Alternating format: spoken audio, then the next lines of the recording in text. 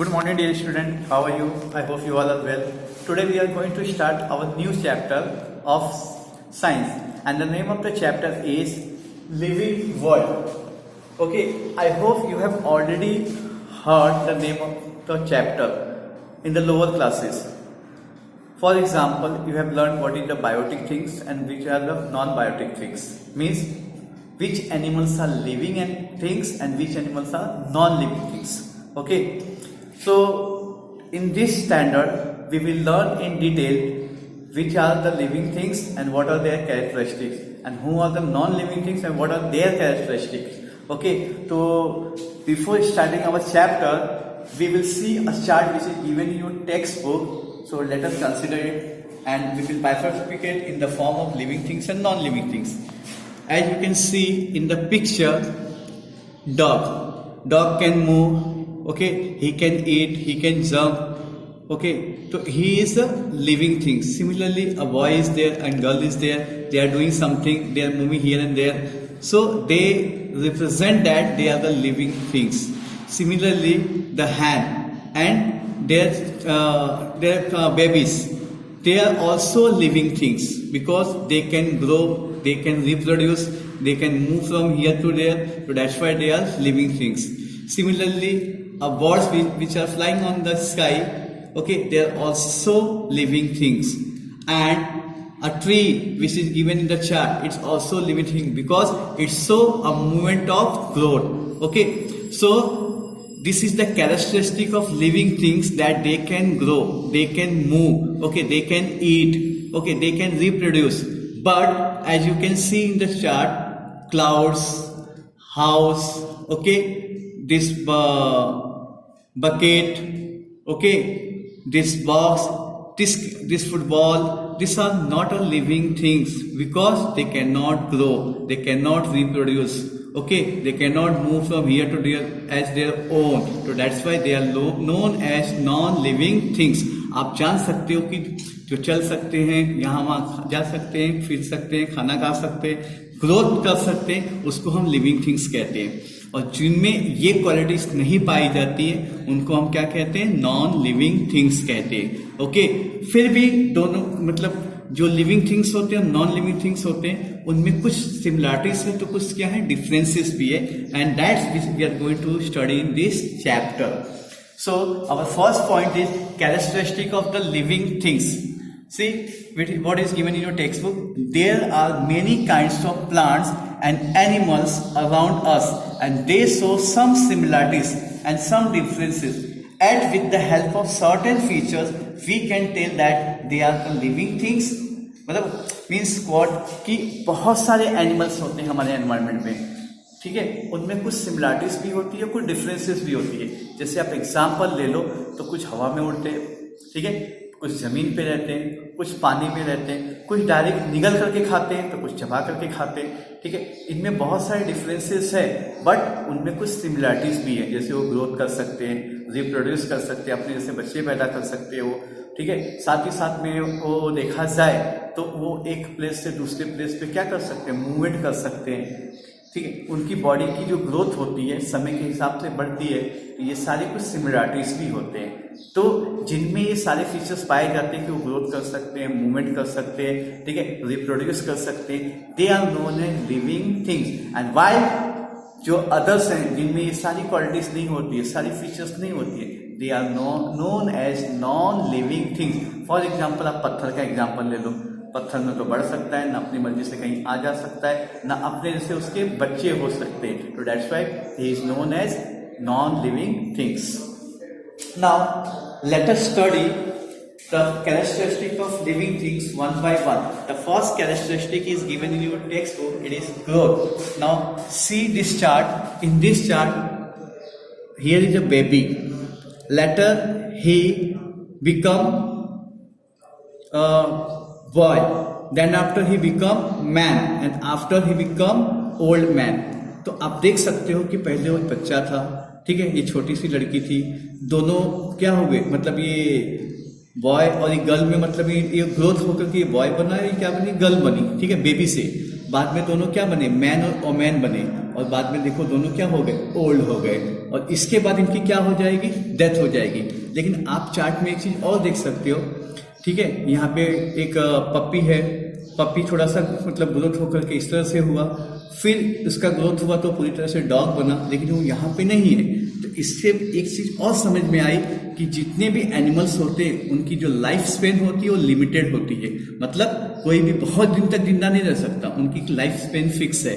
जैसे डॉग्स का कुछ साल होता है, और जो ह्यूमन है वो डॉग्स से ज्यादा दिन जीते, 60 साल 70 साल, कोई कोई 100 साल भी जीता है। तो जो ग्रोथ है आप देख सकते हो, इसमें एक और चीज दिया गया है, यहाँ पे स्मॉल प्लांट था, प्लांट से देखो इतना बड़ा हुआ, फिर यहाँ पे बड़ा हुआ, ये अभी भी है। जो लाइफ, कुछ प्लांट्स ऐसे होते हैं जिनकी लाइफ क्या होती है, बहुत दिन तक होती है, 400 साल 300 साल, ठीक है। तो ह्यूमन बीइंग की एक उम्र होती है, उस उम्र तक वो बढ़ते हैं, लेकिन प्लांट्स में ऐसा कुछ भी नहीं है। प्लांट्स जब तक जिंदा रहते हैं तब तक वो बढ़ते हैं, ठीक है। तो that is given in your text book. Now read one by one.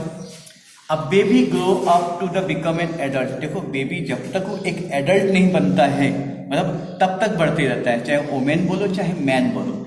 And during the period of its growth the baby gain height, weight and strength. आप एग्जाम्पल देख लीजिए, आप अपने घर पे किसी छोटे बच्चे को देखे रहेंगे, छोटा होगा, ठीक है, तो उसकी हाइट भी छोटी होगी, वजन भी कम होगा, और एक छोटी चीज जो होती है वो उठा नहीं पाता होगा।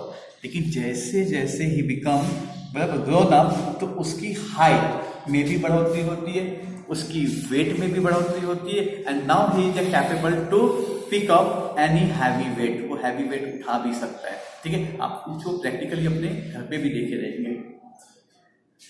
In the same way, all the animals grow into adult in a certain period. आप किसी को भी देख ले, जैसे हमने अब चार्ट में ही देखा कि सबका जो ग्रोन अप पीरियड होता है, जो एनिमल्स ग्रो करते हैं, सबका एक पर्टिकुलर पीरियड होता है, ठीक है। उस पीरियड तक वो लोग ग्रो करते हैं। जैसे हमने इसमें चार्ट में ट्री को देखा, ट्री कहाँ था, मतलब प्लांट जो था, प्लांट जो किसमें कन्वर्ट हुआ, ट्री में, लेकिन उसमें कोई ऐसा बाउंडेशन नहीं होगा कि इतने साल तक ही बढ़ेगा, ठीक है। हमने डॉग को भी देखा, डॉग भी क्यों क्या हुआ, पप्पी से किस में कन्वर्ट हुआ, डॉग में, लेकिन उसका एक लाइफ स्पेन फिक्स था, 10 साल 15 साल या 20 साल, इससे ज्यादा वो जिंदा नहीं रह सकते।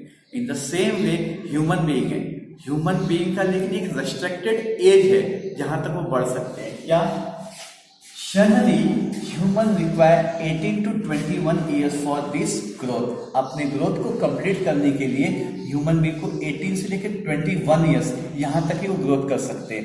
आफ्टरवर्ड्स जो उनकी ग्रोथ होती है बॉडी की, वो क्या हो जाती है, स्टॉप हो जाती है। दो all living things grow, animals grow for a certain period, plants on the other hand grow as long as they live. मैंने आपको बताया कि जो हम ह्यूमन बीइंग हैं और एनिमल्स हैं, हमारा एक लाइफ स्पेन फिक्स है, हम इतने साल तक ही ग्रोथ कर सकते हैं। But in about plants can grow as long as they live. जब तक जिंदा रहते हैं प्लांट्स, ठीक है, तब तक वो अपने आप को ग्रो करते रहते हैं। आपने देखा होगा, ब्रांचेस को काटते हो, फिर से वहां से नए ब्रांचेस आ जाए। लेकिन हमारे केस में देख लो, अगर हाथ को काट देंगे तो क्या नए हाथ आएंगे, नहीं आएंगे, ठीक है। एक बार मेरी हाइट अगर इतनी फिक्स हो गई, बराबर, तो 21 साल तक, 22 साल या 25 साल तक मैं मैक्सिमम मान लेता हूँ, उसके बाद मैं चाह के भी इसे बढ़ा नहीं पाऊंगा, क्योंकि मेरी जो ग्रोथ का जो पीरियड है वो लिमिटेड है। बड़े प्लांट्स के केस में ऐसा नहीं होता है। The growth of living things occur from within the body, which means that the growth occurs in all the parts of body. Now, the growth occur within our body, and within our body जब ये होता है तो इससे हमारे जितने भी bodies parts होते हैं सब एक साथ ग्रोथ करते हैं। ऐसा नहीं कि केवल एक पर्टिकुलर पार्ट्स ही ग्रोथ करता है, हमारे सारे पार्ट्स क्या होते हैं, ग्रोथ के हिसाब से बढ़ते हैं, ठीक है। Now, second characteristic, food is necessary for the growth. If we are the human being or we are the living things, for our growth, food is very much essential. Without food, we cannot grow. We cannot survive. बिना हम खाने के जिंदा नहीं रह सकते हैं, ठीक है, हम बढ़ भी नहीं सकते, क्योंकि ग्रोथ के लिए फूड का होना बहुत नेसेसरी है। तो इसको मैं आपको समझाने के लिए सबसे पहले आपके जो टेक्स्ट बुक में चार्ट दिया गया, मैं आपको दिखाता हूँ।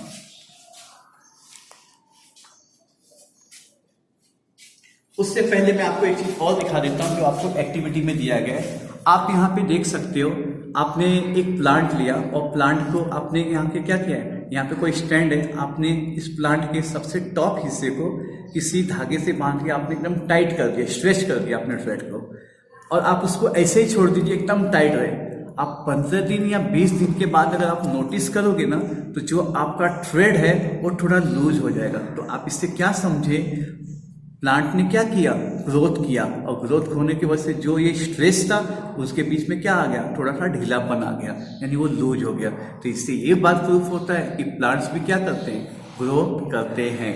ओके, नाउ जो आपका सेकेंड पॉइंट देके रखा गया है, food is necessary for growth. आप देख सकते हो कि ये कोई प्लांट्स है, ठीक है, और प्लांट्स क्या करती है, जो जमीन होती है, लैंड होती है, उसके अंदर जितने भी न्यूट्रिएंट्स होते हैं, वाटर होते हैं, उससे डिराइव करके कहाँ पे भेजती है, स्टेम में। स्टेम कहाँ भेजता है, इस पत्तों में, यानी लीव्स में। और ये लीव्स क्या करती है, सनलाइट को एब्जॉर्ब करके, ठीक है, और कार्बन डाइऑक्साइड को एटमॉस्फेयर से एब्जॉर्ब करके क्या करती है, अपना फूड प्रिपेयर करती है। और फूड प्रिपेयर करने का एक कारण भी होता है, इनके अंदर क्लोरोफिल प्रेजेंट होता है, जिससे इनका रंग क्या होता है, हरा होता है। और इस प्रोसेस में वो ऑक्सीजन गैस को क्या करती है, रिलीज करती है, which is very much essential for our survival, हमारे जिंदा रहने के लिए बहुत ज्यादा जरूरी है। और ये सारे प्रोसेस को हम फोटोसिंथेसिस कहते हैं।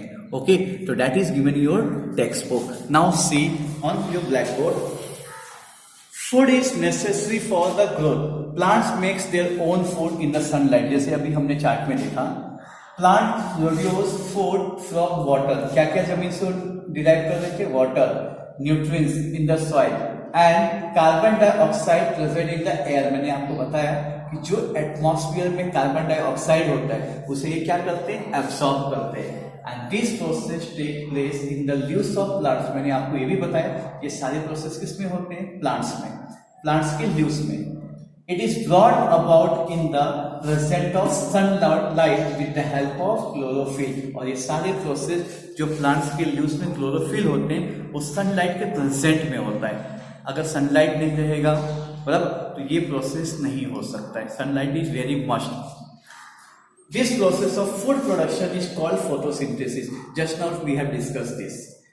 During this process plants give out the oxygen. Plants इसमें क्या रिलीज करती है, ऑक्सीजन। और आप ऑक्सीजन के बारे में जानते हैं, no living things can survive without oxygen. हमें भी ऑक्सीजन की जरूरत होती है, ठीक है। हमें भी, आपको पता होगा कि हम क्या करते हैं, एटमॉस्फेयर से हम एक नाक से ऑक्सीजन को डिराइव करते हैं तो दूसरे नाक से हम कार्बन डाइऑक्साइड को रिलीज करते हैं, जो कि क्या होती है, जहरीली गैस होती है। और प्लांट्स हमारे इसलिए भी फ्रेंड है कि उस जहरीली गैस को क्या करते हैं, एब्जॉर्ब करते हैं, और ऑक्सीजन को क्या करते हैं, प्योरीफाई करते हैं।